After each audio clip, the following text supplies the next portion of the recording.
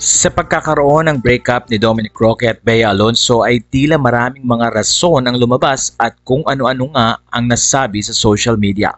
Marami ang nagsabi na may issue daw sa pera o prenuptial at may mga nagsabi pa na si Dominic daw ay inaalagaan ng ilang mga politicians. Kaya naman ilang mga pangalan ang nabanggit at isa sa may-ari ng Tape Incorporated na si Bullet Alushos. Lumabas kasi ang pangalan niya nang mabanggit nga na ang tinitirang condominium ni Dominic Roque ay pagmamay-ari ng isang politician at tila lumalabas nga na may relasyon si Dominic at ang nasabing politician na kung saan nga ay lumabas ang pangalan na Bullet Alushos. Doon ay sinabi niya na napakasakit na malaman ang mga ganitong balita dahil wala itong katotohanan.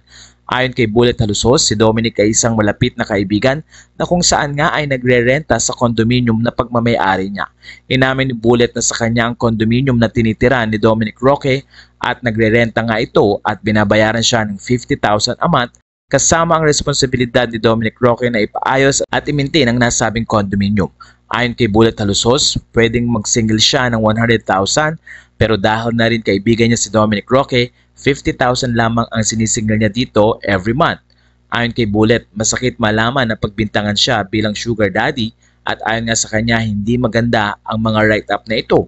Kaya naman sinabi ni Bullet Alushos na pwedeng magkaroon ng consequences ang mga balitang lumalabas na ito, partikular ang mga taong gumawa ng nasabing kwento. Nagsalita din ang isa pang nalilink kay Dominic Roque na si Atty. Jesus Bong Suntay na siyang nagmamay-ari ng Clean Fuel. Ayon sa mga balita, nagkaroon daw ng pagbibigay ng gasoline station kay Dominic Roque at ito nga ay galing daw kay Bong na may-ari nga ng Clean Fuel. Pero sa kanilang interview ay pinabulaanan niya ang nasabing mga balita dahil ayon sa kanya, isang mabuting kaibigan si Dominic Roque at si Dominic Roque nga ang kanilang brand ambassador. Matagal na niyang kilala si Dominic Roque at napakabuting tao nito. Ito ang ilan sa mga kwento ni Bullet Alushos at ni Bong Suntay na hindi na daw kailangan bigyan ng kulay pagkakaibigan dahil walang katotohanan ang lahat ng lumalabas na balita.